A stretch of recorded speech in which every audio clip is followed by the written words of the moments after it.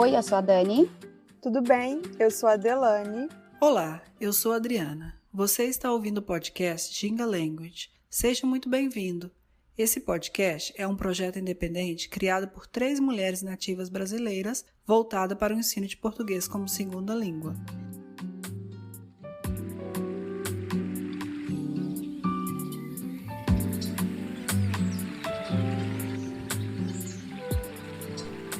No episódio de hoje, neuromodulação e brain mapping.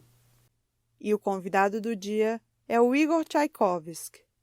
Ele é brasileiro, natural de Fortaleza, Ceará, e atualmente mora em Recife. Igor é formado em biomedicina, é doutor em neurociências, especialista em neurofisiologia e neuromodulação em pessoas com TDAH e TEA.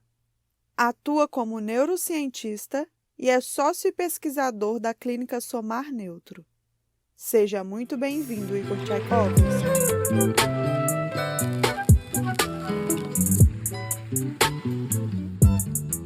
Muito bem, Igor, tudo bem? Tudo bom, Adri? Como é que você tá? Tudo bom, Delane? Como é que você tá? Que bom ver vocês. Oi, Igor, prazer você aqui. Eu quero começar com a neuromodulação. Você pode explicar para a gente o que é isso, como ela é aplicada? Muito bom. Muito complexo, tá? Para que a gente possa primeiro entender neuromodulação, é muito importante ali a gente reassistir um pouco, né? Para quem caiu aqui de paraquedas, sobre tudo que a gente falou no episódio anterior sobre atividade cerebral.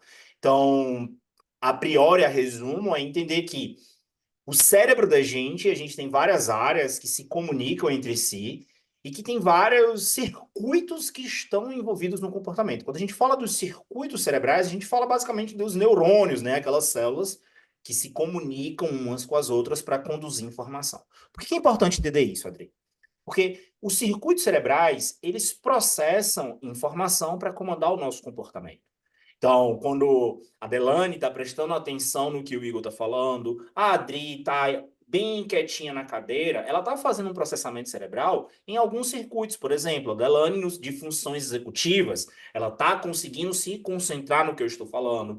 A Adri está inibindo a atividade das pernas, porque ela está sentada de boa, ela está inibindo a atividade motora das pernas. Então, tem toda uma comunicação cerebral para comandar esse comportamento nesse momento. Perfeito?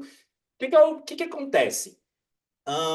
Muitos transtornos e dificuldades comportamentais, elas são relacionadas a essa dificuldade do processamento cerebral, o que vai impactar na dificuldade de comportamento. Então, se agora você aí está em casa assistindo esse podcast, não está conseguindo se concentrar, está tendo uma dificuldade em manter a concentração sustentada, se você está tendo inquietude corporal, fica muito agitado, se você agora está ouvindo, mas mesmo assim está, puxa, eu tenho que fazer tal coisa amanhã, eu estou pensando na conta que eu tenho que pagar, ou seja, tem um pensamento relativo ao futuro, é porque as áreas cerebrais que comandam o comportamento necessário estão tendo agora uma desregulação do processamento e que isso pode impactar numa dificuldade de comportamento, bem como em alguns transtornos que a gente bem sabe, como o transtorno do espectro autista, o transtorno de déficit de atenção e hiperatividade, que são relacionados à desregulação do processamento cerebral. Apenas um modo diferente do cérebro processar a informação e regular o nosso comportamento, tá? Quando a gente entende isso, a gente consegue entender perfeitamente o que é a neuromodulação.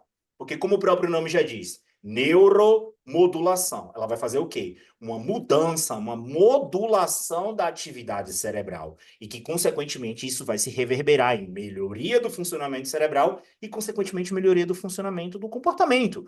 Então, a gente hoje tem várias técnicas conhecidas aí pelo mundo afora, que são técnicas de neuromodulação. São técnicas efetivas e eficazes para mudar a atividade do cérebro, tá? E que isso vai ter uma melhoria de comportamento.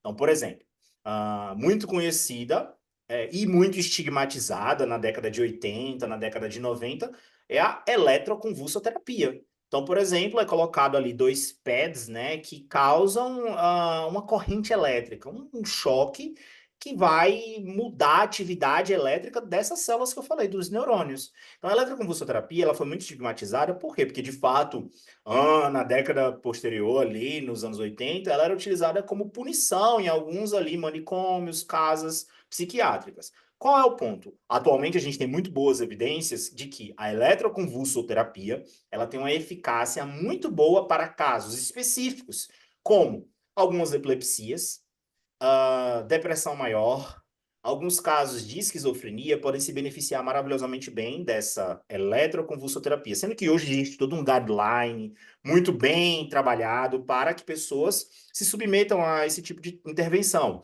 Então, hoje é feito somente por médicos, que têm especialização bem contínua e bem larga ali sobre neurofisiologia e neuromodulação.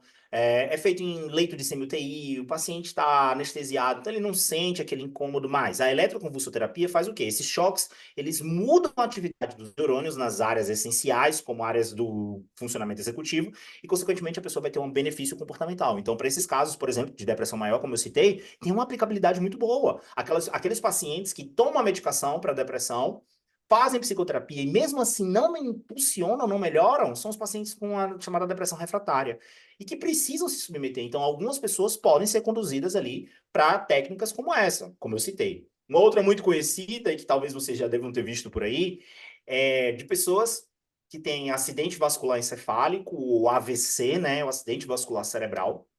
Elas perdem ali a capacidade de mover um lado do corpo, né? Elas ficam com a dificuldade de movimento de um lado corporal.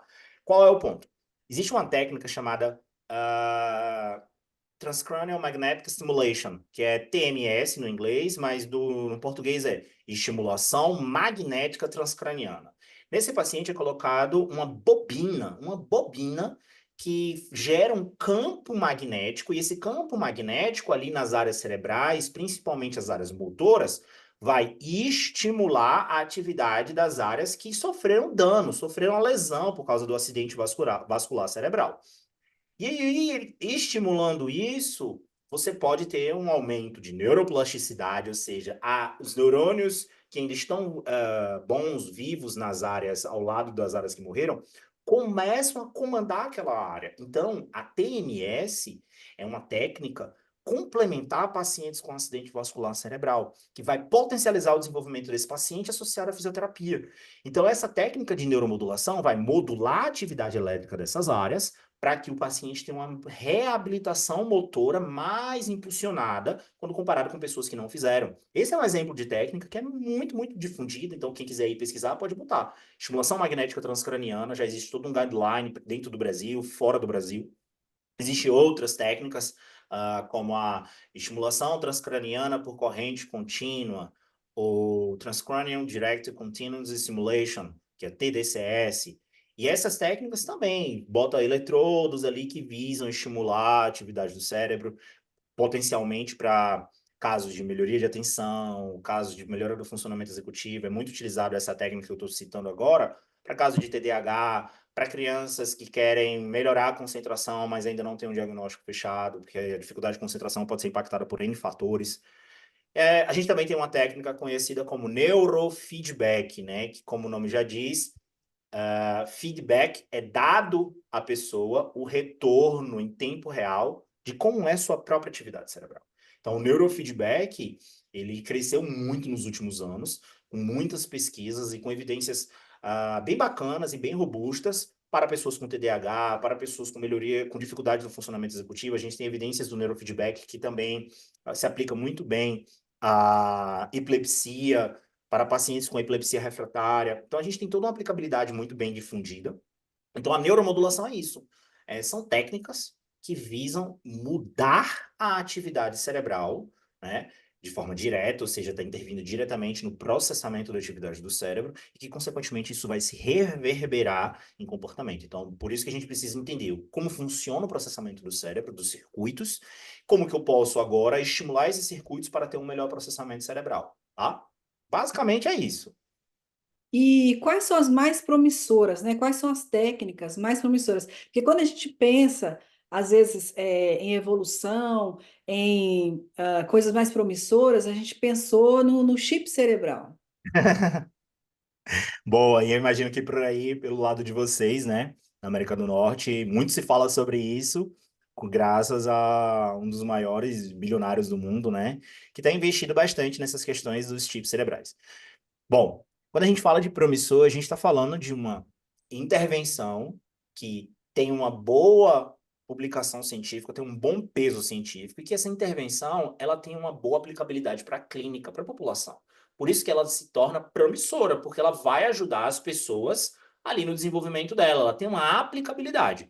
A gente tem muita pesquisa científica sendo conduzida no âmbito da neuromodulação, no âmbito dos chamados brain interfaces, que são as interfaces cérebro-máquina, né?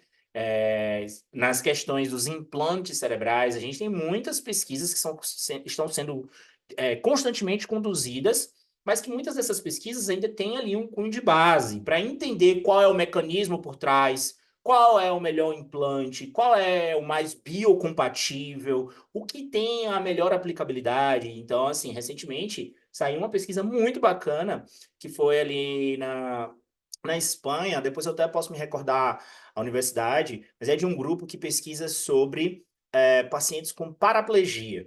Então, eles desenvolveram ali um chip que é implantado na medula e que faz ali a comunicação continuar, porque algumas paraplegias por lesão geram uma lesão na medula e faz com que a informação do cérebro não consiga atingir os nervos e fazer o movimento motor das pernas, dos braços, que seja.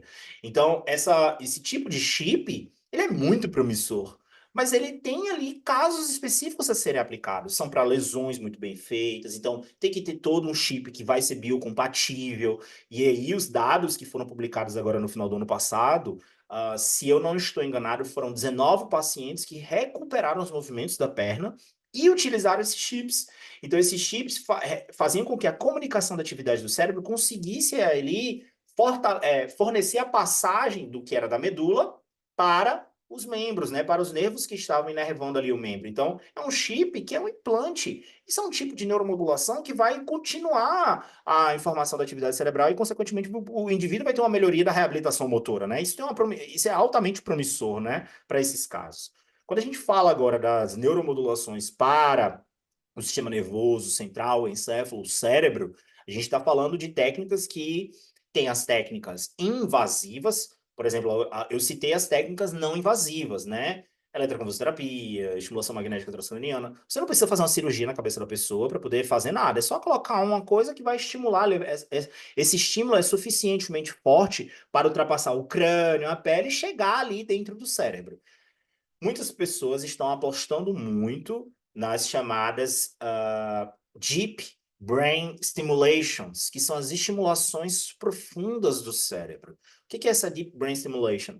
Precisa fazer uma cirurgia, uma intervenção cirúrgica, onde um indivíduo ali vai colocar alguma coisa dentro do cérebro e que essa alguma coisa, hora ou outra, é um chip, é um eletrodo, vai estimular a atividade do cérebro profundo, por isso que é Deep Brain. A gente tem muitas boas evidências de Deep Brain para Parkinson. Pacientes parkinsonianos se submetem, hora ou outra, a um eletrodo que vai lá numa área do cérebro chamada substância negra parte reticulada.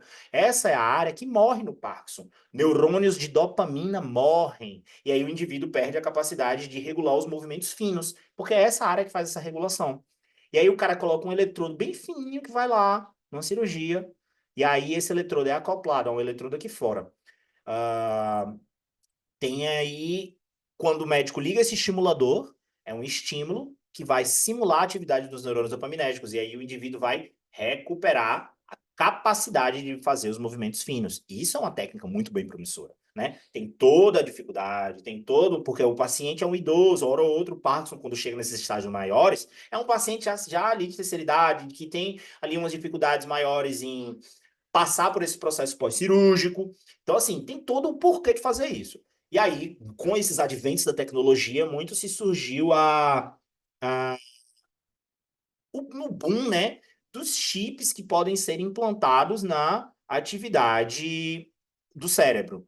Dentre eles, o tão famoso Neuralink, né? O Neuralink é um tipo de chip que tem ali, aparentemente, uma aplicabilidade. Mas tem N problemas. Por quê? Porque eles potencialmente pularam essas fases que eu falei, tá, Adri? as fases de pesquisa básica, de aplicabilidade da clínica, tudo bem que ali já está sendo testado e tal, mas, por exemplo, até onde eu me aprofundei pela literatura e pela leitura de alguns dados, um dos pacientes que se submeteu recentemente, muitos chips que estão implantados nas áreas dele, os chips começaram a degradar. Os eletrodos começaram a se degradar, né? Então, isso é um problema, porque vai ter que submeter o paciente a uma nova cirurgia para poder retirar isso. E outra, a gente tem evidências de que chips que são implantados nas áreas do córtex, que é a área que foi implantada ali, quando você tira isso, ele arrasta tecido. Então, ele tira o tecido, ou seja, tira as partes do cérebro, porque é feito todo quando a gente tem um processo, ali gera uma inflamação, tá? Quando a gente coloca alguma coisa, gera uma inflamação. É que nem, por exemplo, você fazer uma tatuagem. No início, a tatuagem gera uma inflamação para que as células consigam pegar essa tinta e ficar ali presa na epiderme, né?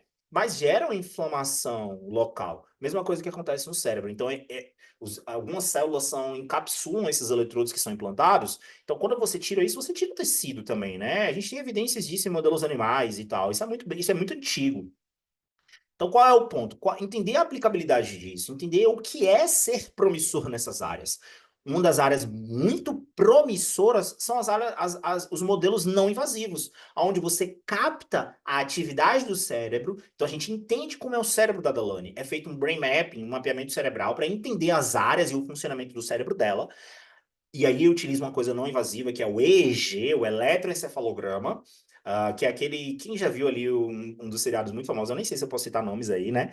Mas o Grey's Anatomy. No Grey's Anatomy tem o Derek, né? Que o Derek, ele é um neurocirurgião, e aí ele coloca, hora ou outra, um monte de fiozinho na cabeça dos pacientes para ver ali a análise do cérebro. Isso é um EEG. Hoje você pode pegar aquele sinal e entender o que está acontecendo naquele sinal, como é que é o funcionamento das áreas desse cérebro, e passar isso para uma interface cérebro-máquina. Essa interface vai interpretar esse dado e emitir uma resposta. Qual é a aplicabilidade disso? Hoje você pode pegar atividades do cérebro de pessoas, treinar essas pessoas para comandar um braço robótico, para comandar ali uma cadeira. Hoje as aplicabilidades são ínfimas. Hoje você pode ter acesso a celular utilizando a interface cérebro-máquina. Hoje, com as inteligências artificiais, as assistentes virtuais que nós temos na nossa casa, você pode pegar a atividade do cérebro dessas pessoas que têm uma dificuldade motora e passar isso para uma interface cérebro-máquina. Então, assim, é não invasivo, tem uma aplicabilidade muito grande, mas a gente precisa muito, principalmente no Brasil e em outras áreas do mundo, muito mais pesquisa. A gente tem que incentivar a pesquisa para que isso se aplique à sociedade, não é uma coisa de uma hora para outra. Então, ontem eu recebi uma informação, na verdade não foi uma informação não, uma notícia, que isso é muito legal. Lá na China, os professores estão começando a monitorar a atividade do cérebro das crianças. Então, eu não sei se vocês viram, vou passar para vocês para que vocês coloquem no link desse vídeo a notícia. Então, existe uma faixa de EEG, mas essa faixa pega a atividade do córtex pré-frontal.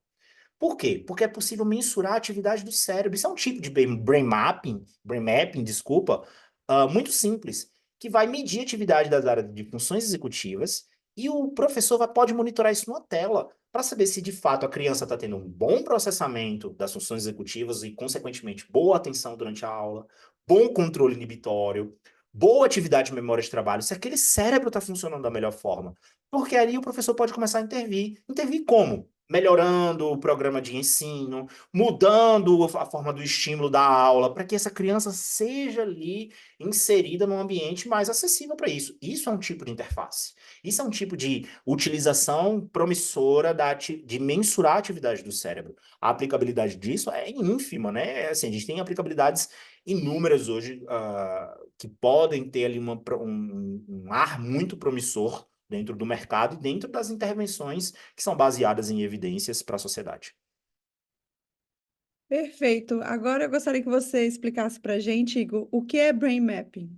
Ah, tá. Então, brain mapping é o mapeamento cerebral. Como que eu posso fazer mapeamento cerebral? Então, o brain mapping faz parte do conjunto de técnicas chamadas neuroimagem, né?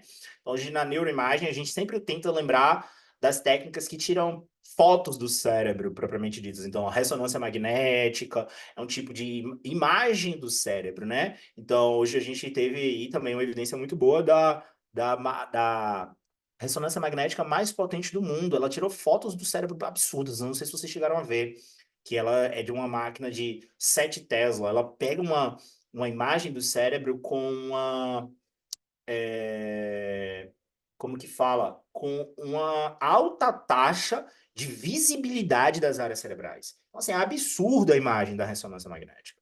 Sendo que dentro dessas técnicas de você entender o cérebro, a gente tem um brain mapping. O brain mapping, o mapeamento cerebral, ele pode ser feito tanto por ressonância magnética, de você mapear as áreas do cérebro através do fluxo sanguíneo, mas uma das mais legais é a brain mapping por eletroencefalografia, ou seja, o eletroencefalograma, que é essa de que eu falei, né, que você coloca os fiozinhos na cabeça e você vê a atividade elétrica dos neurônios. Então ele vê ali um monte de linhazinhas que refletem a atividade dos neurônios.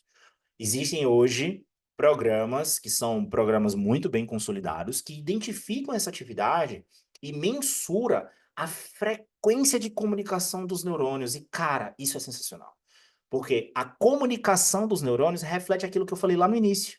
A comunicação dos circuitos e que, consequentemente, é possível identificar comportamento através do brain mapping. Se você lá está conseguindo se concentrar, se a Delane, a Adri está 100% concentrada no Igor, é esperado que a área cerebral relacionada ao controle da concentração esteja tendo uma frequência específica que é relacionada à concentração.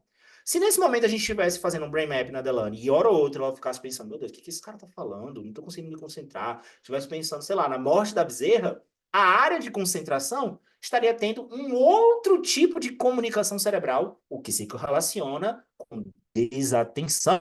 A gente tem ali características funcionais que já foram identificadas acerca do funcionamento cerebral que se corrobora com como é o cérebro de uma pessoa com ansiedade generalizada? Qual é a frequência de atividade disso? Qual é a frequência de atividade de uma pessoa com humor deprimido? Qual é a frequência de atividade de comunicação cerebral de uma pessoa com transtorno de déficit de atenção e hiperatividade, o TDAH? Qual é a frequência de atividade de comunicação de uma pessoa que está tendo pensamentos excessivos e que tem dificuldade no sono? Enfim, a gente hoje, na literatura, tem muito boas evidências de como funciona o cérebro nesses aspectos. Então, o brain mapping é uma avaliação que vai dar informação à atividade do cérebro e que é possível ali fazer uma corroboração com o comportamento. Nos Estados Unidos, tem um sistema, eu não sei como é a pronúncia da sigla para inglês, porque eu nunca ouvi ninguém falando para mim, tá? Mas é NEBA, NEBA System, que é um equipamento de brain mapping que é muito utilizado para as avaliações neuropsiquiátricas. Foi autorizado pela FDA no ano de 2013 a utilização desse equipamento para para corroborar e complementar as avaliações neuropsicológicas para diagnóstico de TDAH. Então, o cara que está aí fazendo uma avaliação nos Estados Unidos pode passar por um brain mapping para entender como que é o cérebro dele e essa informação da atividade do cérebro associada à informação da clínica vai ser uma informação complementar para o psiquiatra, para o médico ali, neuropediatra, conseguir fazer essa avaliação. Isso é sensacional, porque você está vendo a atividade do cérebro do cara. Então, mapeamento cerebral é esse tipo de informação e avaliação que é feita através do eletroencefalograma. Voltamos após um breve intervalo. We'll be back after a short break. If you like our work, please consider supporting us at Venmo at Jinga 2022. You can follow us on Instagram, Facebook, and Twitter at Jinga Language. We also offer free Brazilian Portuguese classes on meetup.com.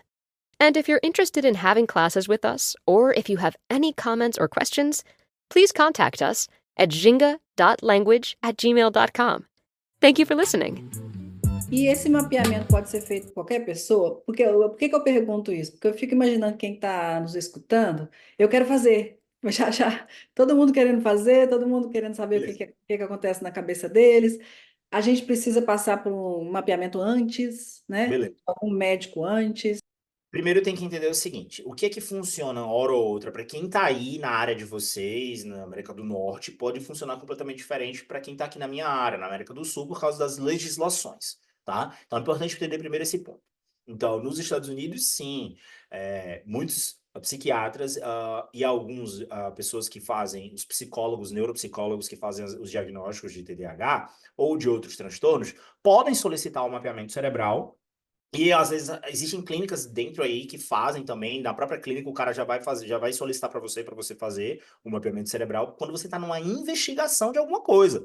Poxa, eu vou chegar ali com meu filho para investigar um TDAH, porque a tia ali da escola primária falou que ele está com alguns comportamentos inadequados, ele está com muita hiperatividade e tal. E nessa avaliação, o neuropsicólogo pode passar ali por um mapeamento cerebral para bater esse martelo.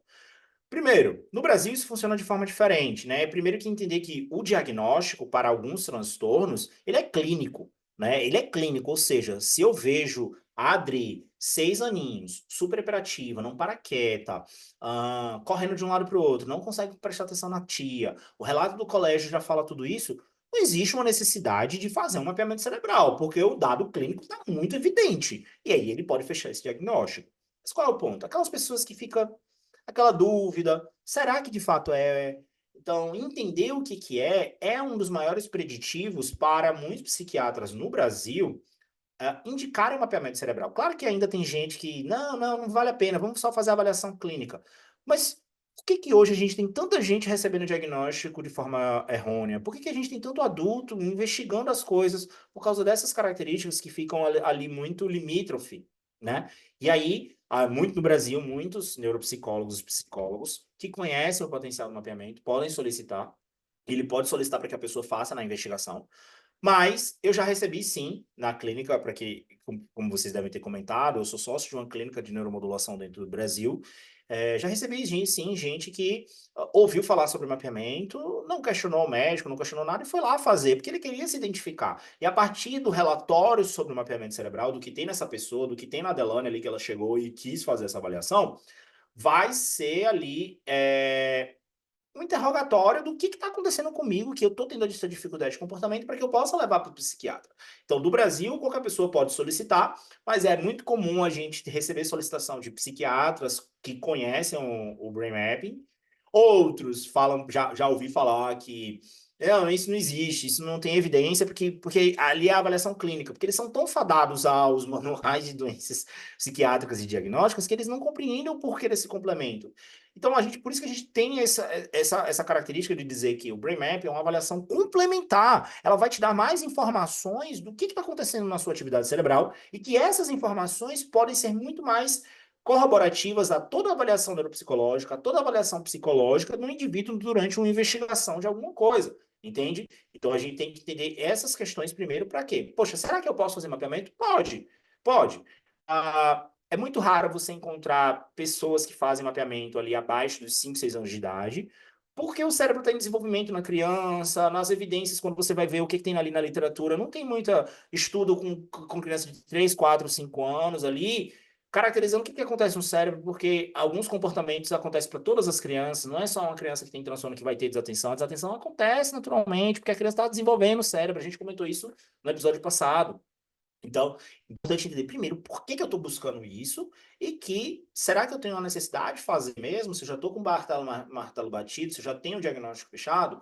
Esse é o terceiro ponto. Algumas pessoas fazem mapeamento para cravar o martelo, receber o diagnóstico, está passando por aquela fase de identificação, aquele luto pós-diagnóstico de alguma coisa, e, poxa, eu vou fazer um mapeamento para entender se esse cérebro é assim mesmo. E quando faz o mapeamento, corrobora tudo que foi falado nas avaliações clínicas e que fecha ali a preditiva principal, que é o diagnóstico.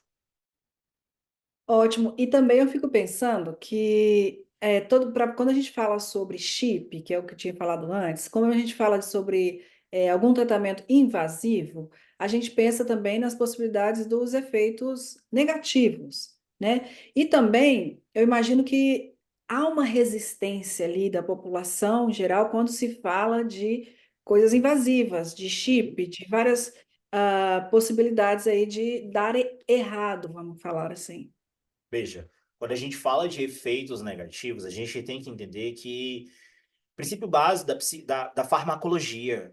Fármacos têm efeitos colaterais, tá? Você pode, hora ou outra, tomar um fármaco e cair naquela parcela de pessoas que vai ter efeitos colaterais. Hoje é muito comum você ver pessoas que receberam, quando a gente fala muito na rede social, é muito comum ver o boom dos transtornos do neurodesenvolvimento, porque cada vez mais a gente tem mais informação, não é que todo mundo está virando autista ou todo mundo está virando TDAH, sempre existiu, mas hoje a gente tem muito maior acesso à informação para essa busca do diagnóstico.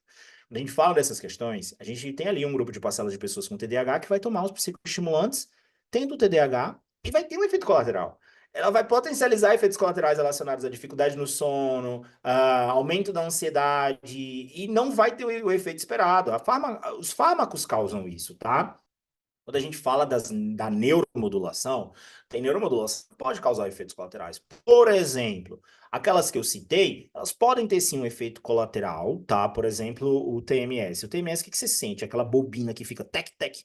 Quem aí buscar os vídeos, você vai ver TMS para AVC, por exemplo. Vai para a plataforma de vídeos mais clara, que é o YouTube. Você tem vários vídeos de pessoas que ali se submetem a TMS para explicar. Você ouve um barulho, tec, tec, tec, tec, que é a bobina funcionando. Quem já fez uma ressonância, já viu que a máquina de ressonância é bem barulhenta, faz um barulho absurdo, ela gera um campo magnético muito mais forte do que essa bobina. O que é que você sente quando essa bobina? Você sente uma coceirinha na cabeça, é literalmente uma coceirinha. Que eu já fiz, e aí você sente aquela coisinha que tá tocando ali na minha pele, é uma coceirinha. Qual é o efeito colateral? Pode gerar dor de cabeça. Pessoas que têm propensão a ter crises convulsivas têm que tomar um cuidado, não é feito da melhor. Existe um guideline para se fazer. Se a pessoa tem muita crise convulsiva, ela nem faz, ela não é apta para isso, porque ela pode evocar crises convulsivas. Quem tem enxaquecas, tem que ter um cuidado para isso, porque tudo tem ali um potencial efeito colateral. A estimulação transcraniana por corrente contínua que eu citei, tem um efeito colateral que pode gerar também dor de cabeça. Se a pessoa, o profissional, for um profissional ruim, ela causa pequenos microestímulos de choque, da ordem, para quem conhece, é miliamperes. É bem pequenininho, você não sente ali um choque propriamente dito, mas é um tipo de estímulo elétrico, porque o neurônio responde aos estímulos elétricos. Se for um profissional charlatão, que nunca aprendeu sobre isso, muito cuidado, porque ele pode causar uma queimadura. Lembre que estímulo elétrico pode queimar, né? Se você toma um choque, você tem uma queimadura.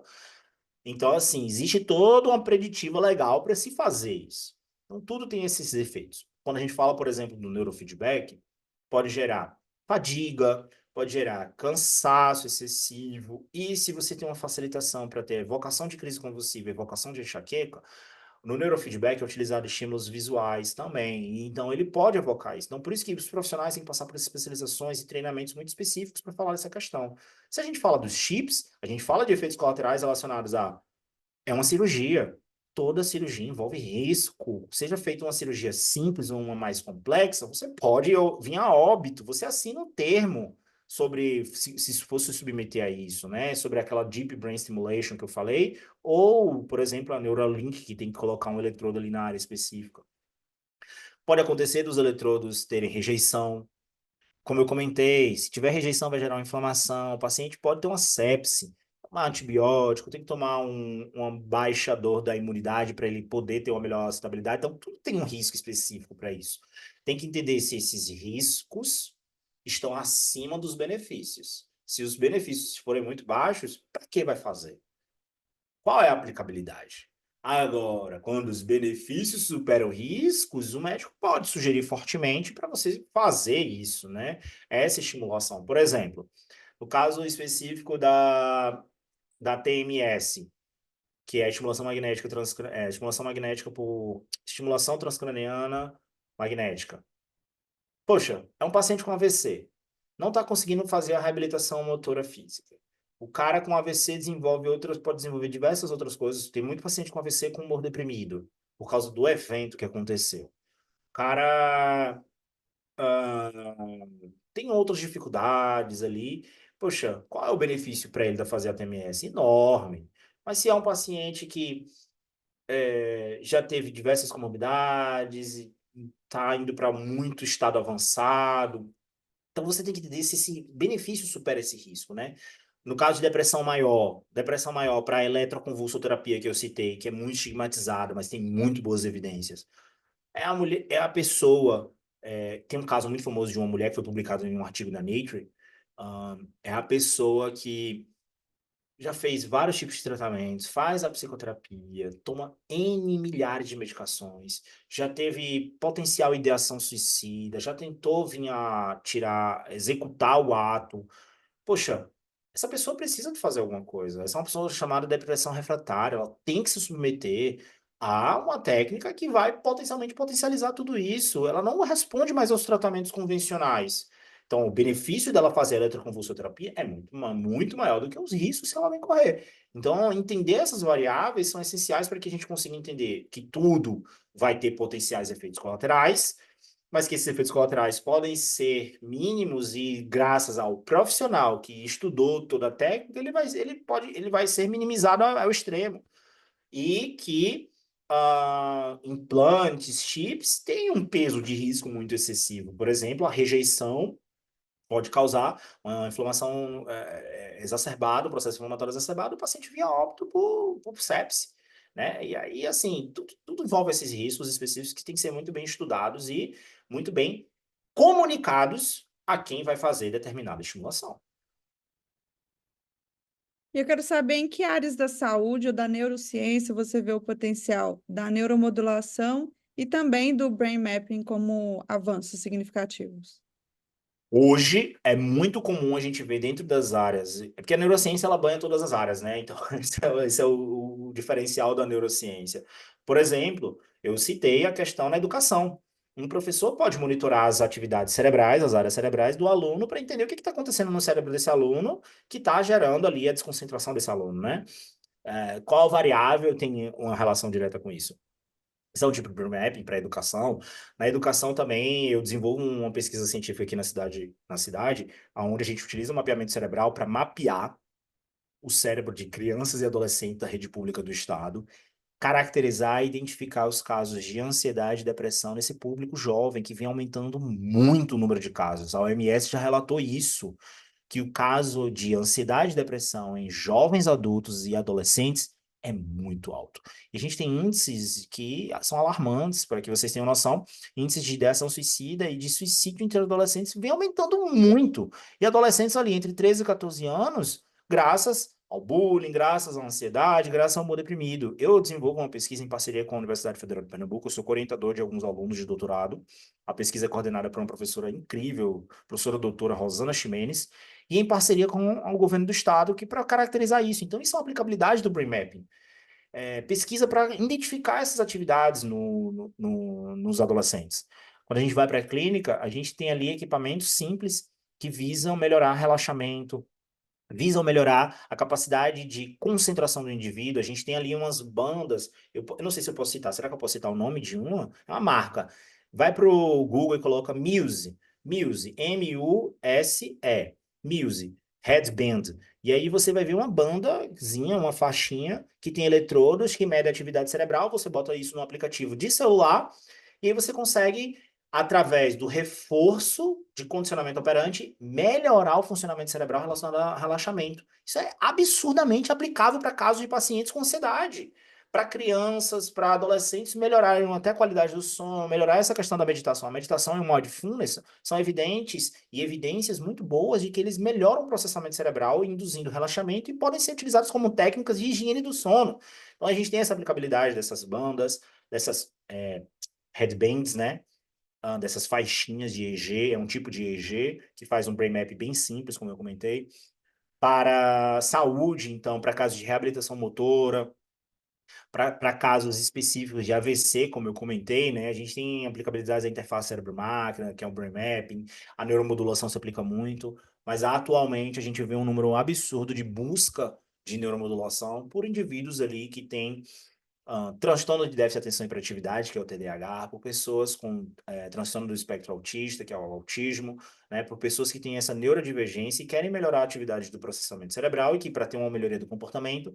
Então, eu recebo muita criança e muito adolescente hoje na clínica que está em investigação de algum transtorno, mas tem muita desconcentração, muita hiperatividade. Como eu comentei, os casos de ansiedade em crianças também são presentes, que os pais estão preocupados, e aí a gente tem várias variáveis que impactam nisso. Pode nem ser o transtorno, né? Mas o excesso do consumo de rede social, hoje a gente tem um número absurdo do consumo de rede social, né? Que impacta diretamente no comportamento. Então, a gente tem uma aplicabilidade muito grande e crescente da neuromodulação como intervenções. Então, a título de conhecimento, para a grande maioria dos transtornos, você vai ver que o padrão ouro, gold standard, é psicoterapia, mais medicação e uma mudança de hábitos. Mas existe boa parcela de pessoas que estão ali que não respondem às intervenções convencionais. Então, para epilepsia, por exemplo, 60% dos pacientes que tomam medicação, que ficam tendo muita crise, têm epilepsia refratária. Eu citei os casos de humor deprimido refratário. Então, tem tipos específicos para isso e a aplicabilidade é muito grande para todas as áreas do conhecimento. Dentre elas, e aí quando a gente cita áreas, a gente cita várias. Então, por exemplo, para o esporte, no ano de 2006, a campeã da Copa do Mundo foi a Itália. A seleção da Itália realizou neurofeedback, realizou neuromodulação. Então, hoje a gente tem uma briga até nas Olimpíadas, do chamado neurodoping. Será que se eu melhorar o processamento do meu cérebro, eu vou ter um melhor desempenho no esporte? Será que eu vou conseguir reduzir minha ansiedade? Todo atleta fica ansioso.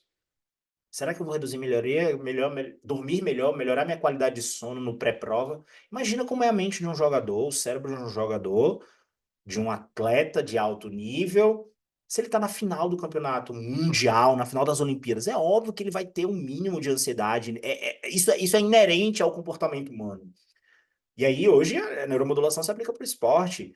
Por exemplo, ali a gente teve na final da Champions League, que é uma das maiores copas ali da Europa, né?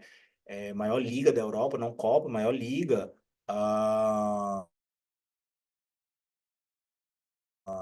o nome do jogador é o Salah. O Salah, ele tem fotos aí que ele realizou o brain map para entender o cérebro e melhorar essa atividade. Ou seja, as equipes de futebol hoje têm um campo de neurociência aplicada ao desenvolvimento daqueles atletas. Então a aplicabilidade é muito grande, a gente precisa estudar cada vez mais e entender aonde isso se aplica, né? Então, nas empresas. E aqui no Recife tem uma empresa desenvolvida, uma startup, que foi desenvolvida pelo... O César School é uma escola financiada pelo governo na isso se chama aceleramento de startups, né? Eu tenho um colega que desenvolveu uma startup lá que ela foi acelerada por esse César. É como se fosse o Vale do Silício do Recife, sabe? Muitas empresas estão alocadas lá para serem aceleradas, muitas startups. E a startup dele é de melhoria do processamento cerebral para as empresas, para os indivíduos hoje que no pós-Covid sofrem de ansiedade. Quantas empresas têm pessoas que são afastadas por causa de ansiedade e depressão? E aí ele desenvolveu um dispositivo que capta essa atividade cerebral. Parece uma faixa, mas é uma touca. Tem um fone de ouvido e o indivíduo aprende a induzir relaxamento. Ou seja, o cérebro se modula a melhorar a sua atividade de relaxamento. E isso vai ter uma melhoria na capacidade de concentração, redução da ansiedade. Então, assim, a aplicabilidade é ínfima. As neurociências banham todas essas áreas. Então, eu estou citando algumas que me vieram à cabeça agora, sabe? É basicamente isso. Perfeito. E agora, para a gente encerrar o nosso episódio, eu gostaria que você recomendasse para quem deseja aprender mais sobre o Brain Mapping, algum local, algum site, algum recurso para quem quer aprender mais. Muito bom. Apesar disso, ainda é um pouco escasso, então a primeira coisa é fazer o seguinte: seguir a rede social. Eu comento muito sobre o Brain Map, atividade cerebral na minha rede social, tá? Vocês devem colocar aí o cromazinho da rede social. O ponto é, muitas pesquisas científicas são publicadas constantemente, encontrar a melhor evidência sobre neuromodulação, tá? Já existe uma sociedade, né, que é a Society for Neurofeedback, International Society of Neurofeedback, se não estou enganado, ISNF, que ela publica constantemente uns guidelines específicos, tanto para as pesquisas, e vai fazendo a publicação dos dados ali de neuromodulação. Mas entender neuromodulação fica muito fadado ainda você fazer buscas muito rebuscadas. E aí, constantemente, a gente vê ali, por exemplo, o caso de algum time de futebol, de algum profissional que fez. ah, eu não sei se vocês sabem quem é o DJ brasileiro Alok, né? Alok, recentemente, eu tô falando isso porque está em domínio público, tá? Não tô falando da vida dele, tá certo? Eu Uhum. vou que ele postou um vídeo recentemente. Quem for ali na rede social dele, vai buscar um vídeo bem recente, que é um Reels dele olhando o mar, e ele comentando que ele estava com a esposa dele, falando sobre a vida, falando sobre o quão é bonito respirar para viver, que quem não sabe, ele passou por um processo de humor deprimido muito severo, ele tem um caso específico de transtorno de ansiedade generalizada, tá? Ele fala isso abertamente lá, tá? Em domínio público. E aí ele coloca várias imagens, vários cortes. Dentre esses cortes de tudo que ele fez para melhorar a qualidade de vida dele, o que ele fez? Neuromodulação. Ele fez estimulação magnética transcraniana para melhorar esse caso de humor deprimido e tudo mais. Então, assim, fica muito fadado a gente buscar esses conteúdos de forma muito rebuscada. Por quê? Porque a aplicabilidade clínica tem sempre um pé na pesquisa e um pé nos vieses clínicos como um todo, tá? Mas na minha rede social eu estou constantemente publicando isso, então quem quiser tiver acesso, vai ser um prazer. E aí a gente vai sempre abrir as caixinhas e responder o máximo de pessoas possível. Muito bem. E também sobre a rede social do Igor, eu gosto muito dessas questões das caixinhas nos seus stories, porque acaba tirando dúvida de muita gente, né? Que teria essas dúvidas. Então, eu acho muito interessante mesmo você abrir essas caixinhas para essas dúvidas, para a gente entender melhor e desmistificar, né? Tirar essas questões que a gente acabou falando aqui sobre efeitos, sobre tal, sobre, né, várias outras questões que têm a ver. Então, eu acho muito interessante mesmo vocês seguirem lá e tiver pergunta, né, Igor? Quando você abre as caixinhas, ele responde prontamente. Ah, que legal. Eu tento responder o máximo de perguntas possíveis, né? Eu fico feliz que vocês gostam. Às vezes a gente fica pensando, pô, será que o pessoal tá gostando desse tipo de conteúdo e tal? Mas, assim, o máximo de dúvidas possíveis eu sempre tento responder. Às vezes eu não consigo responder tudo, é óbvio, né? Porque às vezes o volume é muito grande. Eu fico muito contente que vocês gostam, tá? E aí, assim, quando for lançado o vídeo, quem sabe eu até possa responder algumas dúvidas nos comentários específicos lá pela plataforma que vocês forem lançar. E fica meu muito obrigado pelo convite, pela conversa. Delane e André, assim, contem comigo para futuros para a gente falar de um monte de coisa. Ai, a gente que É, agradece. obrigada. Os 2 episódios ótimos. A gente agradece a participação. Esclarecedor. Fico Muito. feliz. Contem comigo, tá bom? Então, é isso. Muito obrigado que todo mundo que gostou. Deixem aí as críticas e as dúvidas de vocês. Quem sabe as meninas me mandam o link do vídeo e eu vou respondendo a priori ali nos comentários. Muito bem. Obrigada, viu? Obrigada. Tchau, tchau, Igor. Tchau. Obrigado, eu que agradeço. Um abraço.